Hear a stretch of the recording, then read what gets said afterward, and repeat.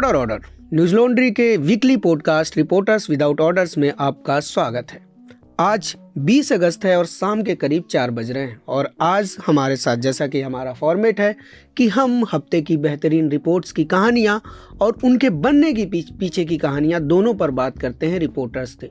इन दोनों जो आज हमारे गेस्ट हैं, जिन दो स्टोरीज़ पर हम बात करने वाले हैं, दो क्या सीरीज ऑफ स्टोरीज़ पर बात करने वाले हैं, दो अलग अलग इवेंट के, उनमें हैं आशीष आनंद जो हमारे वरिष्ठ साथी हृदय जोशी के साथ धराली से लौटे हैं।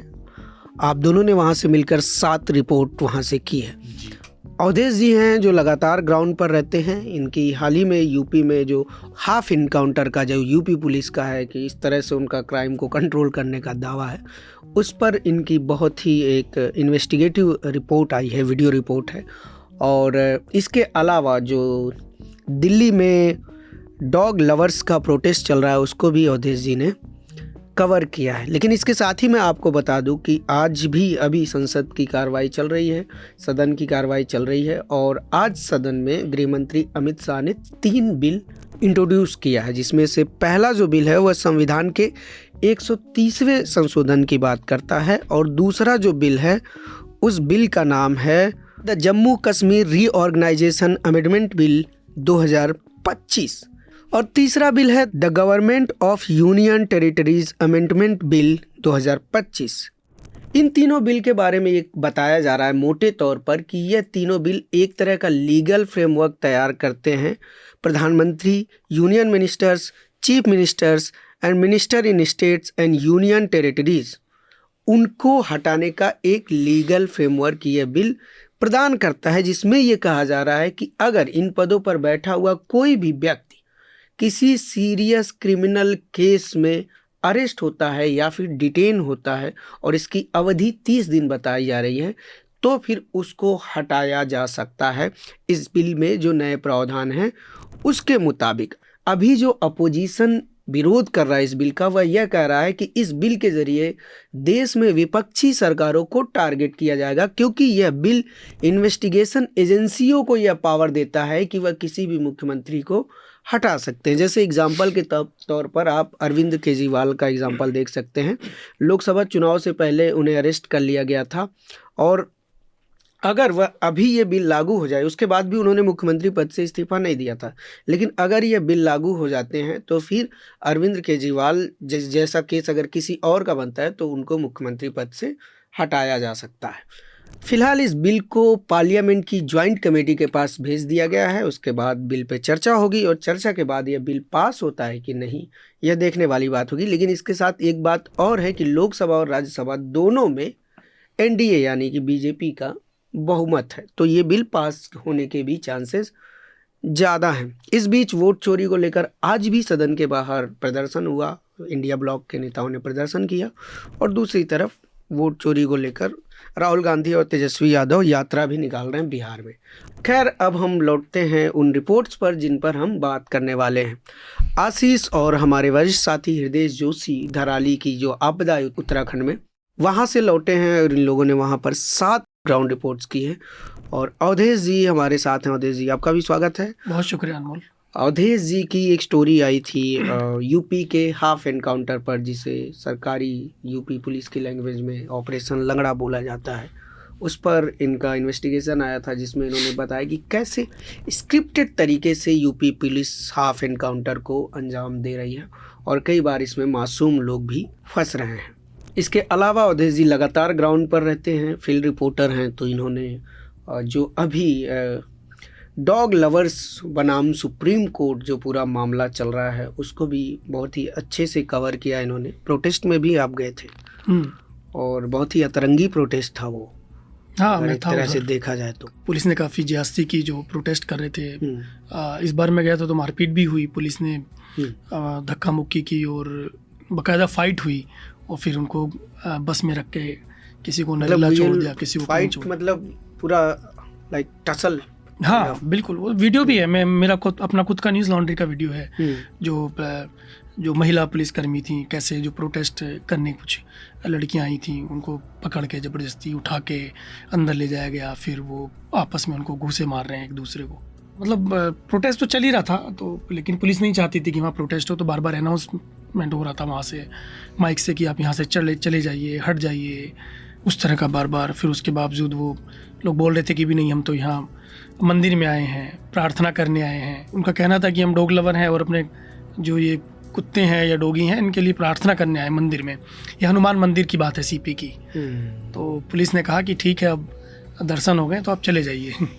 लेकिन इस बीच काफ़ी बवाल हुआ और कुछ अलग अलग तरह की तस्वीरें लेकर वो पहुँचे थे, जिसमें देवी देवताएं थे काफ़ी, और उनके साथ डॉगी बैठे हुए थे, या फिर मतलब सिंबलिज्म काफी था इस प्रोटेस्ट में। तो मतलब उस तरह का था सिंबलिज्म करके पहली बार देखा गया कि वहाँ जय श्री राम, जय हनुमान, भारत माता की, इस तरह के नारे लग रहे थे। इस तरह के प्रोटेस्ट में आमतौर पर नहीं देखा जाता, लेकिन वो मतलब था इस तरह का।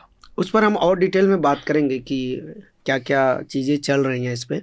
लेकिन आशीष जहाँ से लौटे हैं वह बहुत ही संजीदा स्टोरीज़ हैं, बहुत ही गंभीर मसला है, और ये साल दर साल इस तरह की आपदाएं पहाड़ों पर आती रहती हैं। हमने देखा था कि इसके पहले उत्तराखंड में कई आपदाएं आ चुकी हैं पहाड़ी इलाकों में लगातार।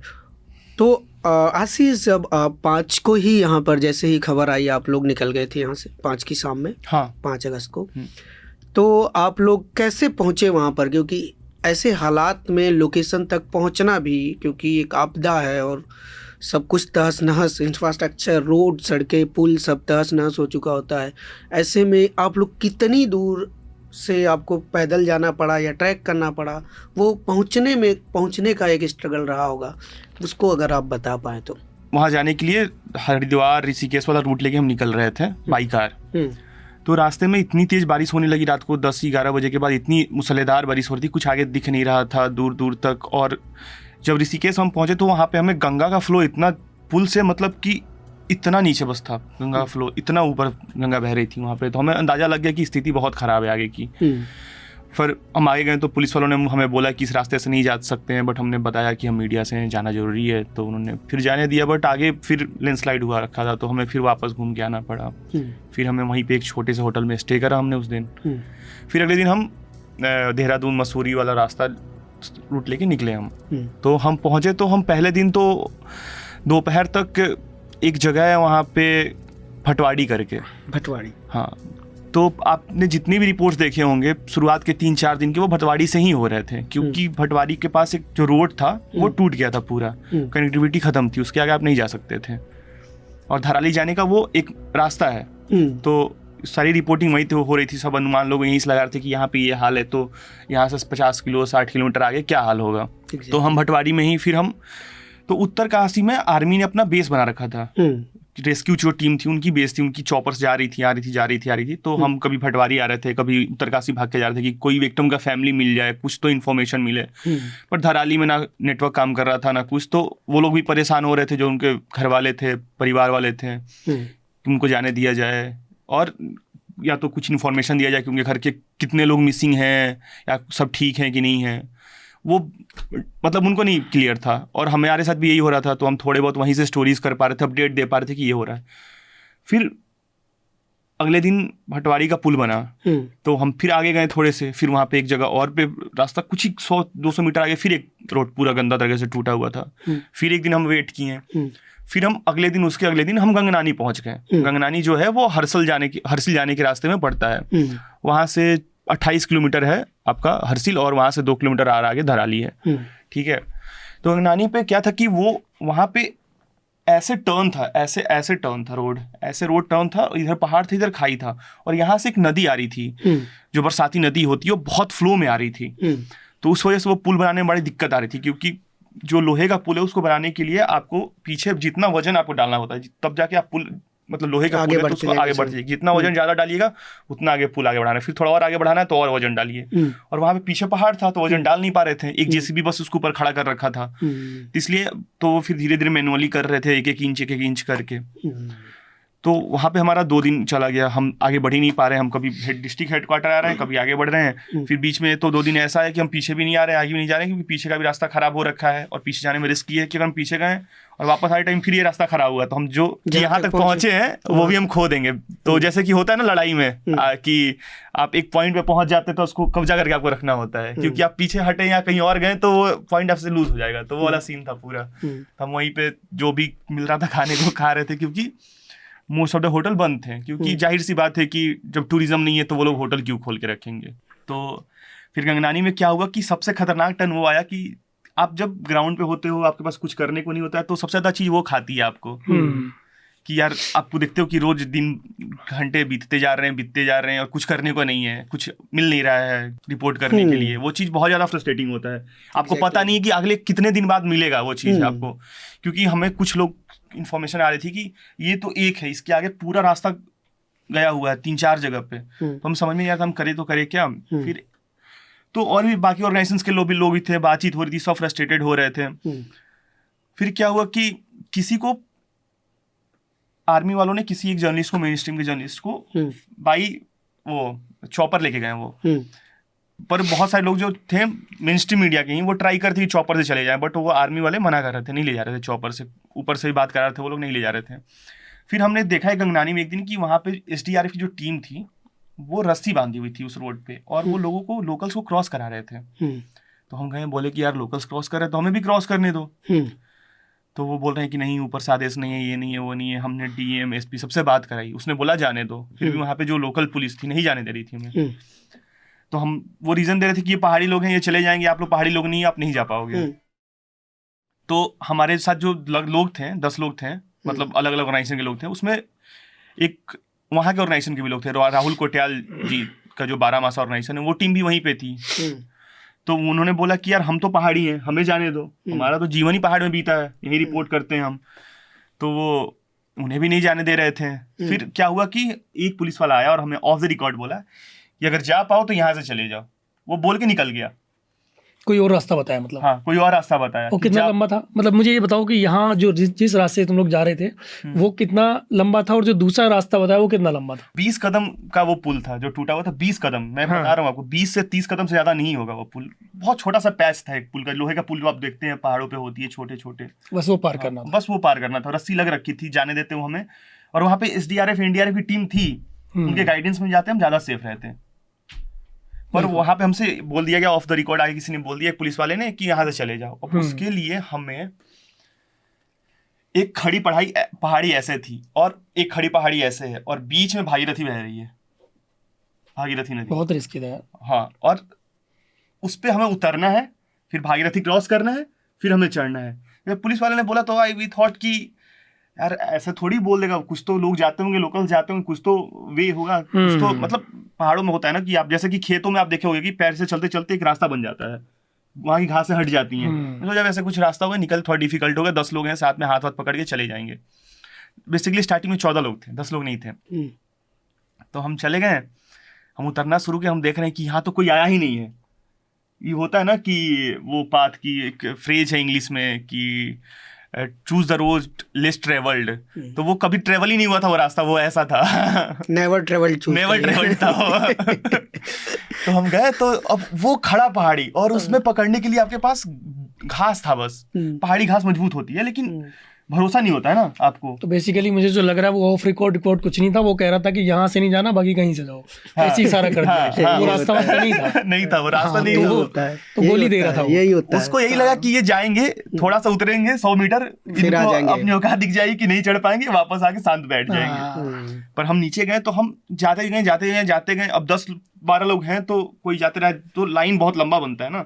तो अगर पीछे वाला बोल भी रहा कि अरे वापस चलो, तब तक आगे वाले तक पहुंचते पहुंचते वो 10 कदम और नीचे चला गया। ठीक है। तो वैसे उतरते उतरते हम आधे में पहुंचे। तब हमें लगा कि बहुत गड़बड़ हो गया, हमसे नहीं करना चाहिए था, ये हमारे साथ गलत हो गया।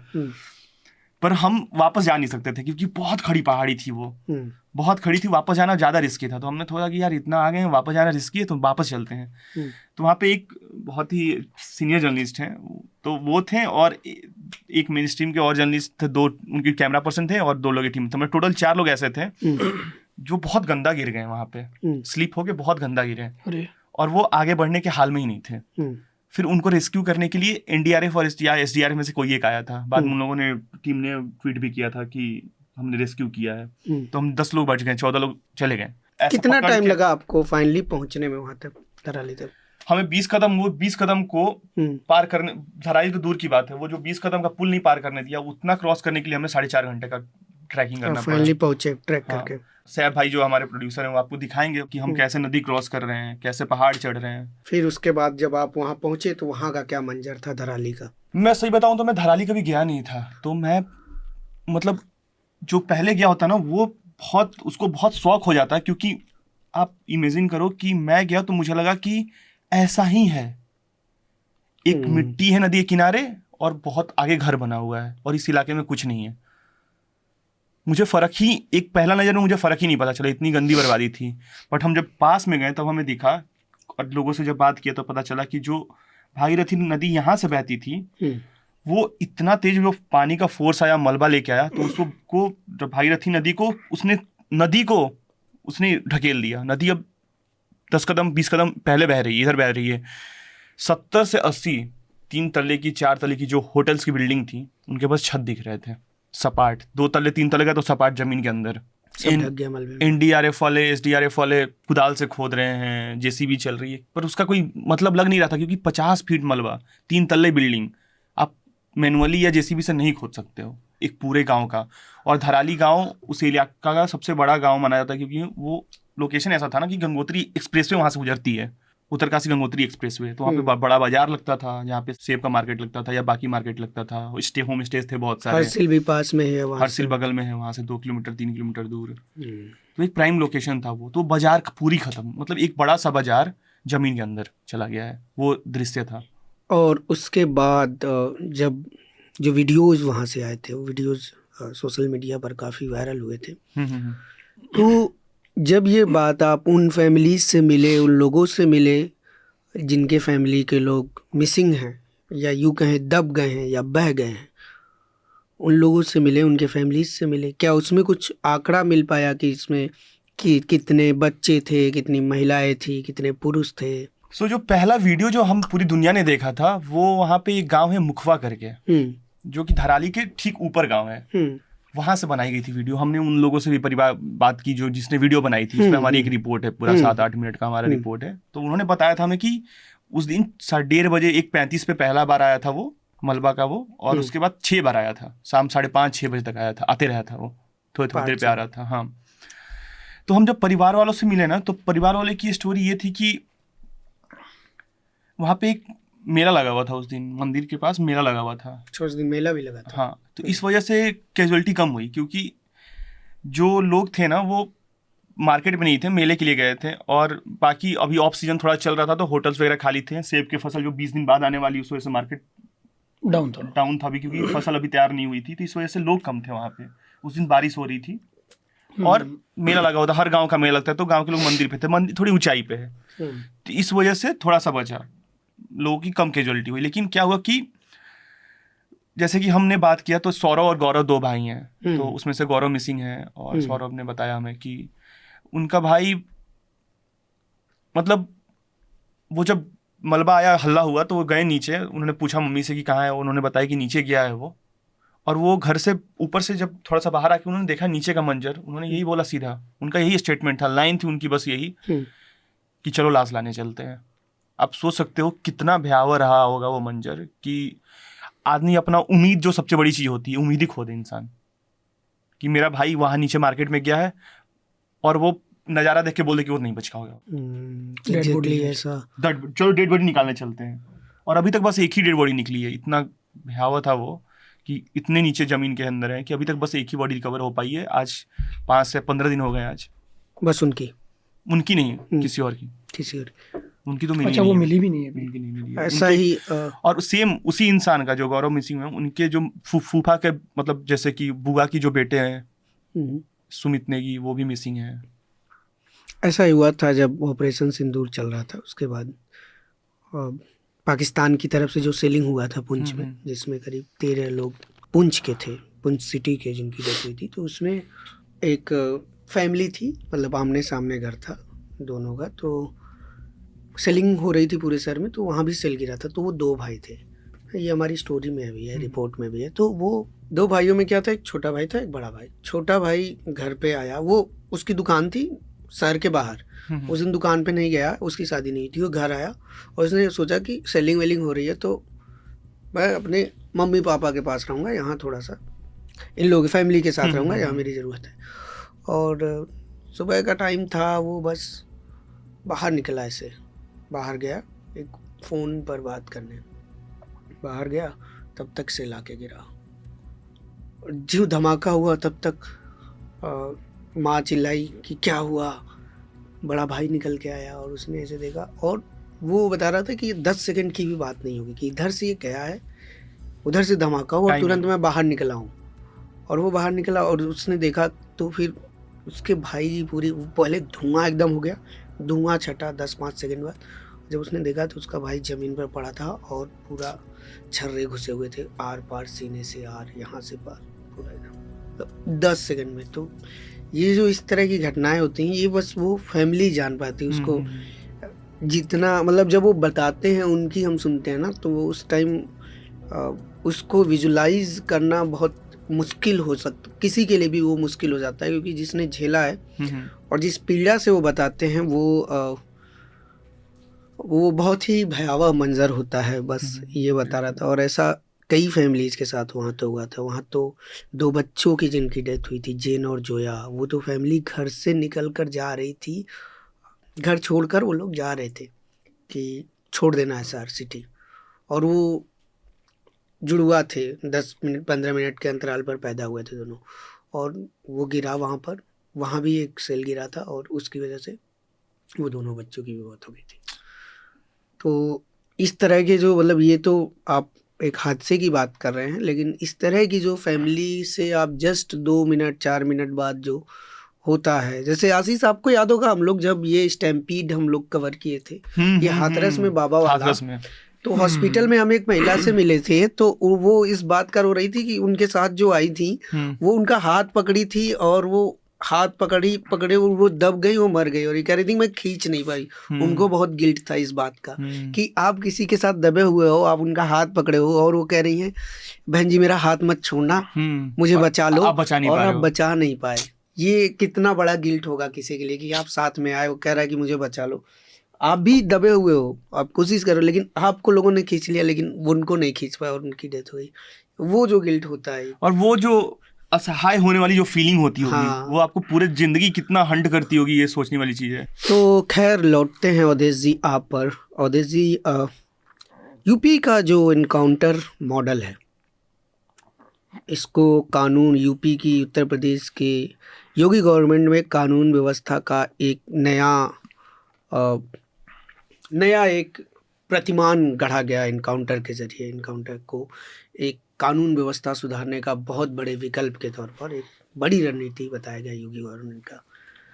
आपने जो हाफ इनकाउंटर की स्टोरी की है, जिसमें आप मथुरा के एक डीजे रिपेयरिंग, एक तरह से गले कारीगर, जो डीजे का मतलब स्पीकर वगैरह जो रिपेयर करते थे, उनको पुलिस उनके घर से उठाती है और फिर ले जाकर उनके पैर में गोली मारती है, और ये बात सीसीटीवी में कैद हो जाती है। फिर आप जाते हैं, उस परिवार से मिलते हैं। तो ये जो पूरा इनकाउंटर का मतलब ये होता है कि अपराधी को आप छुपा हुआ है या भाग रहा है, आप वहाँ जाते हैं, मुठभेड़ होती है, उसमें उसको गोली मारी जाती है। यहाँ पुलिस घर से उठा के ले जाके इनकाउंटर बता रही है, हाफ इनकाउंटर ऑपरेशन लंगड़ा। तो अवधेश जी, ये पूरा जो है, इस केस को पर थोड़ा सा लाइट डालते हुए आप इस अगर पूरा मॉडस ऑपरेंडाई बता पाए यूपी पुलिस की काम कैसे कर रही है। आप देखते हैं कि आए दिन न्यूज़पेपर में कहीं ना कहीं किसी ना किसी यूपी के ज़िले में कि भाई हाफ एनकाउंटर कर दिया। और फिर इसकी भी है कि मतलब जब इस तरह का हाफ एनकाउंटर किया जाता है तो जो जिसको वो आरोपी बनाते हैं, जो आरोपी है, उससे बाकायदा एक वीडियो बनवाया जाता है और उसको फिर रिलीज़ किया जाता है सोशल मीडिया प्लेटफॉर्म पर, है ना। और ये बताया जाता है कि फलाने पुलिस ने जो है इतने लोगों ने हम वहाँ चेकिंग कर रहे थे। स्क्रिप्ट लगभग एक है, आप FIR पढ़ेंगे तो आप समझ जाएंगे, क्योंकि मुझे भी 10 साल हो गए FIR चार्जशीट पढ़ते हुए, तो समझ में आ जाता है कि कहाँ कितनी कहानी क्या है उसमें, है ना। तो आप जब उस स्क्रिप्ट को पढ़ेंगे ना तो आपको समझ में आएगा कि चेकिंग चल रही थी, हमने इसको हाथ दिया तो ये रुका नहीं और फिर ये आगे बढ़ गया, तो फिर हमें शक हुआ, फिर हमने बाइक दौड़ा दी। हमें पहले से ही शंका थी, हमें किसी ने मुखबरी की थी कि यहाँ से कोई बड़ा आज अपराध होने वाला है, इस तरह से। फिर वो उसके पीछे जाएंगे, वो बताते हैं कि हम उसके पीछे गए, फिर हमने उसको आवाज़ दी कि रुक जाइए वरना अच्छा नहीं होगा। तो फिर उधर से आरोपी कहता है कि नहीं नहीं आप भाग जाइए वरना मैं आप पे गोली चला दूंगा। 80s का बॉलीवुड चल रहा है। हाँ, तो वो कहते हैं कि हम आप रुक जाइए वरना मैं आप पे गोली चला दूंगा। तो इस बीच जब वो नहीं रुकता तो उसको फिर कहते हैं कि हमने उसको गोली मारी, और जब हम उसके नज़दीक गए तो हमने पाया कि उसके पैर में गोली लग चुकी है और वो करहा रहा है। और करहाते हुए हमने देखा कि उसके हाथ से वहाँ पे एक पिस्टल पड़ी थी, हमने वो पिस्टल देखा तो उसमें ताज़ा देखा तो नहीं, कारतूस नहीं, वो जो निकलता है। हाँ, कि कारतूस में से धुएं की स्मेल आ रही थी और वो ताज़ा जो धुआं छोड़ा था वो था। और उसकी जेब से 60 रुपये मिले, किसी की जेब से 350 रुपये मिले। तो जो मेरी स्टोरी का कैरेक्टर है, जब मैं उससे पूछा तो वो मुझे उस स्पॉट पे लेके गया जहाँ उसका हाफ एनकाउंटर किया था, जहाँ उसको पैर में गोली मारी। जब वो मुझे वहाँ लेके गया तो उसने बताया कि मुझे यहाँ लेके आया गया, और यहाँ जब मुझे लाया गया तो गाड़ी में मेरे आँखों पे पट्टी बांध दी, और आँखों की पट्टी बांधने के बाद मुझे 4-5 मिनट वाले के प्रोसेस में जब मैंने वहाँ देखा तो मतलब उन्होंने मेरे पैर में, और जो उसके साथ एक लड़का था उसके पैर में गोली मार दी। इसके साथ उन्होंने ये भी बताया कि गोली मारने के बाद उन्होंने रिवॉल्वर से जमीन के अंदर फायर किया। हाँ, वो उससे पहले गोली मारने से पहले उसको पुलिस ने 8-10 फायर नीचे ज़मीन में किए थे। फिर उस लड़के को गोली मार दी, और गोली मारने के बाद फिर उसके पैर में जो एक प्रोसेस होता है टॉवल वोवल बांध दी, फिर उसकी आंखें खोल दी। तो वो बोल रहा था कि जब मैंने आंखें खोली तो मैंने देखा कि यहाँ चटाई पड़ी हुई है, जंग लगे तमाम तमंचे पड़े हुए हैं और बंदूकें पड़ी हुई हैं। एक इतनी सी कोई जगह खोद के उन्होंने भट्टी चला के कोयला रख दिया उसके ऊपर। तो मतलब पूरी एक जैसे होता है ना, अब विजुअलाइज़ कीजिए कि मतलब वो क्या मंजर रहा होगा उस लड़के के सामने। तो कह रहा ये पूरा वो था यहाँ पर। तो मैं खुद ही हैरान था। तो मतलब वो बाद में बोला भी कि भाई अगर मैं यही सब काम कर रहा था तो ऐसे जंग लगे कट्टे थे, मैं करता तो थोड़ा नया ही करता कुछ, मतलब ऐसे भी बोल रहा था वो। तो लॉ एंड ऑर्डर का मजाक पूरा एकदम, आप किसी को उठाइए और सुन रहे हो, ये फिल्मी कहानी नहीं है, ये हकीकत है। और ये बकायदा हमारी रिपोर्ट में है। गाड़ी से उतारने के बाद पैदल ले गए थे वहाँ तक, आंखों पे पट्टी बांध के मेरे। जैसे यहाँ पूरा पुलिस का प्रशासन खड़ा हुआ था, एसओजी टीम भी खड़ी हुई थी कुछ, जिन्होंने मुझे यहाँ तक लेके आया। यहाँ दोनों लोगों ने मेरे खड़ा कर लिया ऐसे करके, ऐसे मुझे यूँ करके खड़ा कर लिया इस जगह पे। यूँ जब उन्होंने खड़ा किया इतनी देर में गोली चलने की आवाज़ आई, मेरे पैर में गोली लगी, एक मेरे जो और था साथ में उसके भी पैर में गोली लगी, दोनों में यहीं पे घायल हो गए। इस जगह पे पूरी चटाई बिछ रही थी जिस पे वो हथियार रखे हुए थे। यहाँ कुछ पता नहीं क्या क्या लगा रखा था उन लोगों ने, जो कुछ सामान था पता नहीं क्या क्या, टॉर्च वगैरह रखी हुई थी, हंसले रखे हुए थे यहाँ पे, जो तमंचे वगैरह जो मेरे ऊपर लगाया गया था हथियार। यहाँ उन्होंने भट्टी सी लगा रखी थी बनाने की, पता नहीं क्या क्या उन्होंने सिस्टम बनाया था, पूरा यहीं लगा रखा था। यहाँ मेरे में गोली मारी, फिर मेरे हाथ में तमंचे दिए मेरे फिंगरप्रिंट लेने के लिए कि मैंने इन पर मुठभेड़ करी है झूठी। इत्तेफाक ये था अनमोल, जब हम वहाँ स्पॉट पे थे तो इत्तेफाक से उस इलाके का जो चौकीदार है जो उस पूरी लैंड की देखभाल करता है वो वहाँ आ जाता है, और उसने आके कह रहा कि आप लोग यहाँ क्यों हैं। तो जो मेरे साथ में थे लोग वो डर गए थोड़ा सा, तो उन्होंने कहा नहीं हम ऐसे ही आए हैं। तो उन्होंने मुझसे कहा कि आप यहाँ क्यों आए हैं, तो एक ने कहा कि नहीं हम प्लॉट देखने आए हैं। किसी ने बोल दिया, उनको लगा पता नहीं कौन आ गया अचानक से यहाँ पे, कि पुलिस का आदमी तो नहीं है कि हमारे साथ भी कुछ गलत हो जाए। तो उन्होंने कहा आप यहाँ क्यों हैं, तो उन्होंने कहा हम यहाँ प्लॉट देखने आए। कि आपको कौन सा प्लॉट देखना है यहाँ, तो उनको पता ही नहीं था। फिर उन्होंने मुझसे कहा, मैंने कहा नहीं हम पत्रकार हैं, मैं पत्रकार हूँ यहाँ पर, और क्या आपको जानकारी है कि यहाँ कुछ महीने पहले यहाँ पे किसी लड़के के पैर में गोली मारी थी। तो वो कहने लगा अच्छा आप पत्रकार हैं, बोले मैंने देखा था पैर में गोली लगी थी, और मैं उससे पहले यहाँ आया था, पुलिस यहाँ रैकी कर रही थी, दिन में पुलिस आती थी, रात को पुलिस आती थी। तो मैंने पुलिस वालों से पूछा भी कि आप यहाँ क्यों आ रहे हैं, तो पुलिस वालों ने उस चौकीदार को बताया कि हम स्टाफ हैं। फिर एक दिन उसको पता चला कि वहाँ पर पैर में गोली लगी है। तो जब वो वहाँ गया तो वहाँ पे ब्लड पड़ा हुआ था, ग्लिप्स पड़े हुए थे, और वो जो भट्टी कोयला ये था वो मतलब बहुत सारे ऐसे प्रूफ थे जो वहाँ थे। तो फिर गांव के लोगों ने मुझे वो वीडियो भी प्रोवाइड कराई नेक्स्ट डे की। उसमें ब्लड वगैरह साफ दिख रहा है कि कैसे वहाँ पे ये सब हुआ। किसी ने वीडियो बनाया था वहाँ पे जाके? हाँ, वो अगले नेक्स्ट डे का वीडियो बनाया था गांव के लोगों ने कि देखिए यहाँ तो बार बार कितनी गाड़ियाँ आ रही थी और हम लोग बोले थे कुछ क्या हुआ। लेकिन बाद में ये मामला बहुत हाईलाइट हुआ तो न्यूज़पेपर वगैरह में आया तो उनको ये बात पता चली कि जब उस इलाके का नाम लिया गया, क्योंकि वो उसी इलाके का चौकीदार है, पूरी लैंड है बहुत बड़ी जिसका जो वो उसकी देखभाल करता है।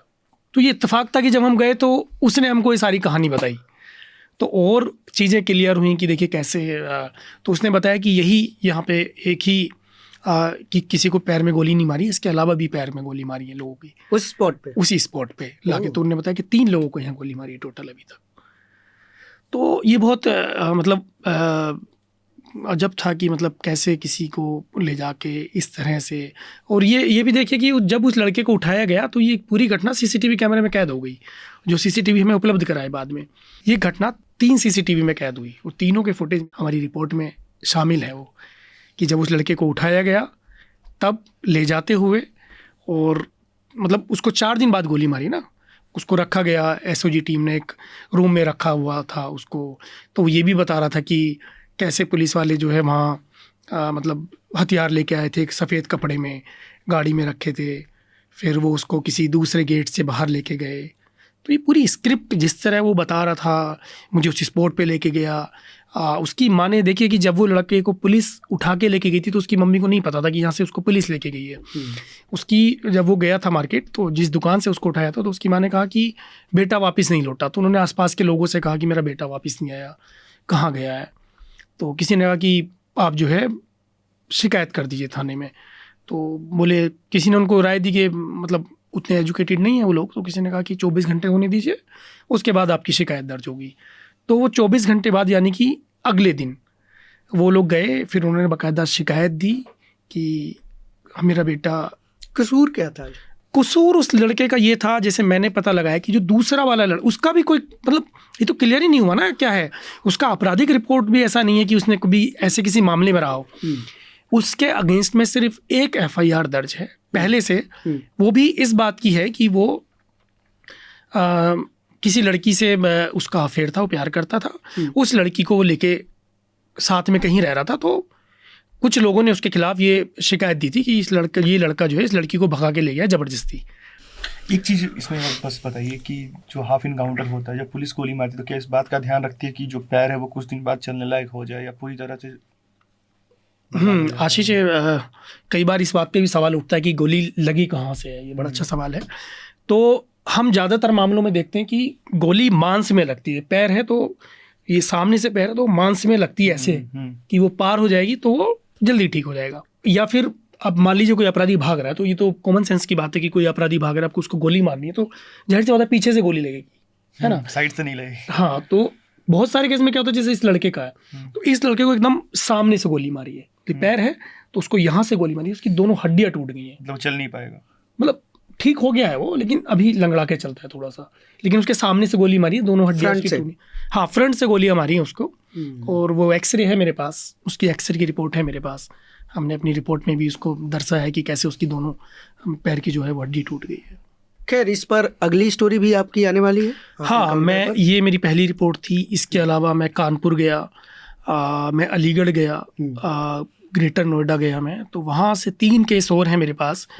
उनमें भी कुछ ऐसी चीज़ें हुई हैं कि पुलिस ने उठाया कब है, मुठभेड़ कब दिखाई है। तो बहुत सारे लूप होल्स हैं। जैसे एक लड़के का मैं एग्जांपल दूँ तो यहाँ ग्रेटर नोएडा से उसको उठाया और ग्रेटर नोएडा से उस लड़के को उठाया, अलीगढ़ की पुलिस आई और अलीगढ़ की पुलिस ने जब उसको गांव से उठाया तो जिस गांव से उसको लेके जा रहे थे, जब उसको पुलिस ने पकड़ा था तो जिस गांव से पुलिस उस लड़के को लेके जा रही थी, तो ये घटना बहुत सारे सीसीटीवी कैमरे में आ गई, कैद हो गई है, इंक्लूडिंग एक मस्जिद में 2 कैमरे लगे हुए थे वहाँ भी। तो मैं वहाँ गया, मैंने पूछा उनसे, तो पूरे गाँव, मतलब अच्छी बात ये लगी मुझे, पहला केस था मेरी नज़र में कि मतलब लोग खुल के बोल रहे थे। लोग पुलिस से डरते हैं, मतलब वो बात नहीं करना चाहते कि मतलब उनको डर लगता है कि उनको पुलिस परेशान करेगी। लेकिन वो एक ऐसा गांव था इस पूरे 4-5 शहरों में घूमने के बाद कि उस गांव के लोग बढ़ चढ़ के हिस्सा ले रहे थे क्योंकि वो घटना उनके सामने और दिन में घटी है, दोपहर की घटना थी। तो लोग कह रहे थे कि हम नहीं, यहाँ से लेके पूरे गांव में पूछ लीजिए कि उस लड़के को कहाँ से उठाया, कहाँ से पीटते हुए लेके गए, और यहाँ पूरे सीसीटीवी कैमरों में कैद। तो वो घटना उस गांव के 7 से 8 सीसीटीवी कैमरों में कैद हो गई। लेकिन उस लड़के को गांव से इधर बाहर लेके गई है पुलिस। इस बीच 2 गाड़ियां पुलिस की आती हैं और वो जितने सीसीटीवी इलाके में लगे हुए थे, इंक्लूडिंग मस्जिद, वो सारे सीसीटीवी कैमरों की जो डीवीआर होती है पुलिस, उनको लेके चली गई। तो ऑन रिकॉर्ड लोगों ने बात, मेरी नेक्स्ट स्टोरी है वो आएगी। अभी लोगों को पुलिस से, अगर ये पुलिस इस तरह की है कि हर किसी को अब अपने घर पे सीसीटीवी लगवाना पड़ेगा और डीवीआर की एक कॉपी पहले ही रख लेनी पड़ेगी। कल ही मुझे किसी का फ़ोन आया अनमोल की, मतलब हमारी स्टोरी देखने के बाद कल ही किसी ने मुझसे संपर्क किया और बोला कि मैंने आपकी स्टोरी देखी है और मेरे शहर में एक लड़के को पुलिस ने उठाया। पुलिस ने उठा के 4 दिन बाद उस पर 5 बाइक की चोरी का आरोप लगा के उसको पुलिस ने जो है गिरफ्तार कर लिया और उसका जेल भेज दिया था उसको। लेकिन अभी क्या है कि जब उसको उठाया था, जहाँ से उठाया था, उसके सीसीटीवी फुटेज थे। तो इन फैमिली ने क्या किया कि कोर्ट में वो सीसीटीवी दिखा दिए। अब पुलिस ने तो पूरी स्क्रिप्ट लिखी थी अपनी, अब वो फंस गए। तो अब उनको तारीख मिली है तो बता रहा था भैया कि हमारे साथ ऐसा ऐसा हुआ है। अब कोर्ट ने, जज ने जो है उनको लताड़ लगाई है पुलिस वालों को, तो उनको एक डेट दी है कि हमको बताइए कि ये सीसीटीवी फुटेज है, आप इस तरह की इस दिन से घटी घटना बता रहे हैं और इस दिन की बता रहे हैं, जबकि ये आपने इतनी तारीख को उठाया है, ये इसके गवाह हैं और ये आपने इस दिन इस पर 4 गाड़ियाँ दिखाई हैं। तो पुलिस वालों ने तर्क दिया, नहीं हमने इसको बीच में छोड़ दिया था। तो पुलिस ने कहा कि आपने छोड़ दिया था तो थाने में तो सीसीटीवी फुटेज होते हैं, हमको थाने के सीसीटीवी फुटेज दिखाई जिस दिन आपने छोड़ा है। लोग संपर्क कर रहे हैं इस स्टोरी को देखने के बाद। खैर, अब काफ़ी मज़ेदार रहा ये पॉडकास्ट। अब हम इसके अगले सेगमेंट पर चलते हैं जो है रिकमेंडेशन। तो आशीष, आपसे ही शुरुआत करते हैं कि आप हमारे श्रोताओं को और हमारे दर्शकों को आप क्या रिकमेंड करना चाहेंगे? मेरे तरफ से इस हफ्ते 2-3 रिकमेंडेशन है, क्योंकि मैं था नहीं दिल्ली में तो ज़्यादा कुछ देख नहीं पाया। तो एक मियाज़गन करके मूवी है साउथ की, उसमें अरविंद स्वामी और कार्थी हैं। तो वो मतलब बहुत ही प्यारी मूवी है कि उसको मूवी में है कि एक लड़का है जो कि अपना होम टाउन किसी वजह से छूट जाता है उससे, और वो बहुत दिन बाद अपने होम टाउन में आता है और फिर उसका एक बचपन से किसी से कुछ रिलेशन है जो आप देखोगे तो आपको पता चलेगा, एक्सप्लोर नहीं देना चाहता मैं। तो उससे वो मिलता है और फिर वो कैसे उन तमाम इवेंट्स को याद करते हैं और कैसे दिखाया गया है कि छोटे शहर में, स्मॉल टाउन में एक स्लो लाइफ के मायने जो बताए गए हैं। बहुत अच्छी मूवी है वो। और दूसरा एक नेटफ्लिक्स पे डॉक्यूमेंट्री है, द हंट फॉर वीरप्पन करके, वो बहुत ही शानदार है। उसमें बहुत ही कुछ चीज़ें हैं, कमियां हैं कुछ, बट एक पर्सपेक्टिव लेने के लिए आप देख सकते हैं। और उस पर एक बहुत बड़ा मूवी बना है, ब्लॉकबस्टर मूवी बना है, पर वो मूवी शायद उसी से इंस्पायर्ड है, बट वो मूवी आपको बहुत मिसलीड करेगा। तो आपको Veerappan, the Hunt for Veerappan देखना चाहिए उस चीज़ों को समझने के लिए और लाल चंदन की तस्करी को समझने के लिए। और थर्ड है कि मैं एक मूवी तिबारा देख रहा हूँ, तिबारा नहीं चौबारा देख रहा हूँ, प्यासा करके गुरुदत्त की एक मूवी है। तो बेसिकली मेरे पास थोड़ा समय था, मैं किसी चीज़ का इंतज़ार कर रहा था कहीं बैठ के, तो मेरे पास कुछ समझ में आया था क्या देखूँ, तो मैंने प्यासा देखना शुरू कर दिया है। तो आज ख़त्म करेंगे उसको। पौधे जी, तो मेरा रिकमेंडेशन आज ये है कि एक तो धराली से जितनी भी रिपोर्ट्स हुई हैं आशीष और हृदय जोशी सर ने की हैं, वो रिपोर्ट देखी जाए कि कितनी गंभीरता है उनमें। और किसी आपदा के समय जब त्रासदी जब इस तरह की होती है तो उनको इसी एंगल से ना देखा जाए कि वो एक रिपोर्ट है, उसके पीछे की जो कहानी है कि किस तरह लोग सरवाइव करते हैं। अभी तो वो चर्चा में है, लेकिन क्या 6 महीने बाद ये देश या जो बाकी लोग हैं जो भी मदद के लिए लगे हैं, क्या उनसे कोई पूछने जाएगा? तो ये इस लिहाज से भी ये इस तरह की रिपोर्ट्स देखनी चाहिए। और ख़ास तौर से इसलिए भी कि जो एक स्ट्रगल है एक रिपोर्टर का, एक पत्रकार का, जब वो धराली जैसी घटना को कवर करने जाता है, उसको कितनी परेशानियां आती हैं, पुलिस उनके साथ कैसा व्यवहार करती है। मैं देख रहा था इनकी रिपोर्ट में कि 2-2, 3-3 दिन बाद भी पुलिस ने वहाँ तक पानी तक नहीं पहुँचा लोगों के पास, उस तरह की स्थिति थी। और जो लोकल लोग थे उनका ये भी आरोप था कि भाई यहाँ पे जो बाहरी लोग हैं उनको पहले निकाला जा रहा है, हमारे साथ जो हत्या हो रही हैं। तो बहुत शानदार रिपोर्ट है वो, मुझे लगता है वो देखी जानी चाहिए। और दूसरा रिकमेंडेशन मेरा है कि एक रिपोर्ट कल प्रकाशित हुई TUI में, जो गुजरात से है, गुजरात के बनासकांडा से। और उस रिपोर्ट ने मुझे इसलिए भी प्रभावित किया कि मैं करीब 7-8 साल पहले बनासकांडा गया था और एक हॉस्टल में रुका था दलित छात्रावास में। तो वहाँ पहली बार ये हुआ कि आज़ादी के बाद से पहली बार वहाँ के जो बच्चे हैं उनके बाल कटे हैं, मतलब शहर में जाके लोगों ने दलित बच्चों के बाल, वो मतलब नहीं काटते ना, छुआछूत मानते लोग। तो ये कहानी मेरे लिए इसलिए भी दिलचस्प है कि मैं उस बनासकांडा के वहाँ एक दलित हॉस्टल में रुका था, मैंने रात गुजारी थी। तो ये कहानियाँ मुझे उन्होंने 7-8 साल पहले सुनाई थी। तो उस कहानी ने मुझे बहुत क्लिक किया कि मतलब बनासकांडा में कभी रुका था और वहाँ से ये रिपोर्ट अब आई है। उन लड़कों ने मुझे उस समय बताया था, वो वीडियोज़ मेरे पास आज भी हैं कि कैसे उन बच्चों के साथ जास्ता होती है। वो आज भी मतलब स्कूल में सबसे पीछे बैठते हैं, गाँवों में वो आगे नहीं बैठ सकते, वो मंदिरों में नहीं जा सकते। आज भी उनके बाल शहर में जाके नाई उनके बाल नहीं काट सकता, सैलून में उनके बाल नहीं काटते थे, तो उनके खुद के लोग थे काटने वाले गांव में ही। तो मुझे लगता है ये रिपोर्ट पढ़ी जानी चाहिए। तो मेरा रिकमेंडेशन एक मूवी है जिसका नाम है अ मैन ऑफ एक्शन। ये 2022 की मूवी है, नेटफ्लिक्स पर अवेलेबल है। इसको मैंने अभी रिसेंटली देखा है, कुछ 3-4 दिन पहले।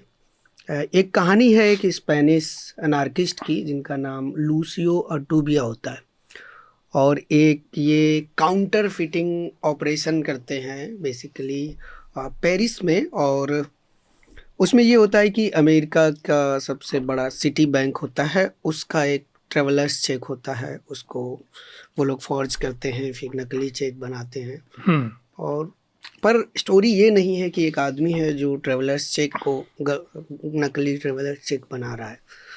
कहानी ये है कि एक जो मज़दूर है वो लेबर रहता है, डेली लेबर, और वो एक दिन वो उसकी लाइफ ऐसी रहती है कि बचपन में ही इवन उसके फादर की जो डेथ होती है वो भी पैसे ना होने की वजह से, इलाज नहीं करवा पाने की वजह से होती है। तो वो उस गरीब फैमिली से आता है जिसको पैसे की बहुत कमी रहती है, और वह तब बहुत छोटा रहता है तो वो चाकू लेके बैंक में चला जाता है पैसा लेने। वो लोग क्योंकि बार बार वो लोग जाते हैं लोन लेने, वो लोग देते नहीं हैं। तो लास्ट टाइम ये जाता है, रिक्वेस्ट करता है लोन दे दो, मुझे लोन दे दो। तो वो बैंक मैनेजर कहता है कि गारंटी के बिना हम नहीं दे सकते।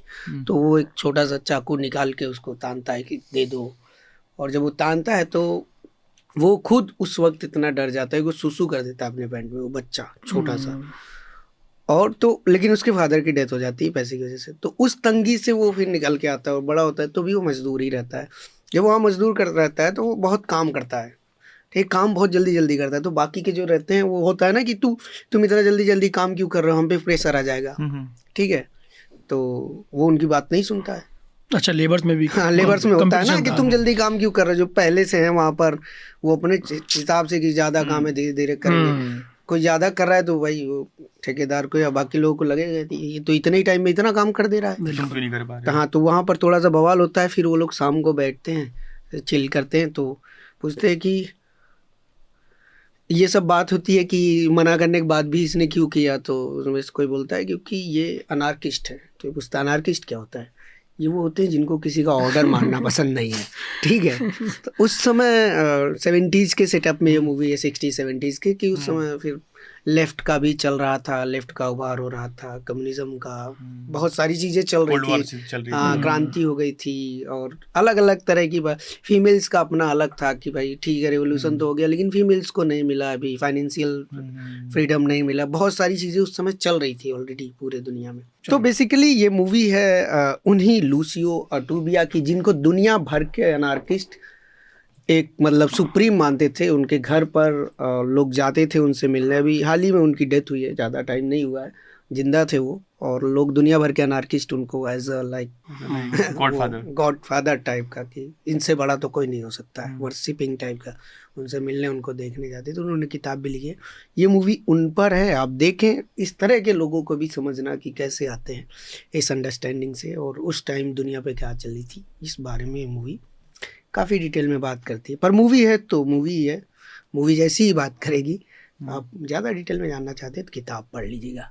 खैर, इस पॉडकास्ट को हम यहीं पर एडजर्न करते हैं और इसी के साथ आप सब लोगों से ये अपील करते हैं कि अगर आप चाहते हैं कि मीडिया आज़ाद रहे, इसी तरह हमारे रिपोर्टर्स दूर सुदूर इलाकों में जाकर ग्राउंड रियलिटी बिना किसी मिर्च मसाले के आप तक पहुंचाते रहें, लोगों की परेशानियां पीड़ाएं आप तक लाते रहें, यानी कि जर्नलिज्म जैसे होना चाहिए वैसे ही जारी रहे, इसके लिए आप न्यूज़ लॉन्ड्री को सब्सक्राइब ज़रूर करें। इसी के साथ यह पॉडकास्ट एडजर्न होता है। Journalism at News Laundry is powered by the public, because when the public pays, the public is served. Visit newslaundry.com/subscription and pick a payment plan of your choice. Pay to keep news free and independent. Your future, and indeed the future of democracy, depends on it.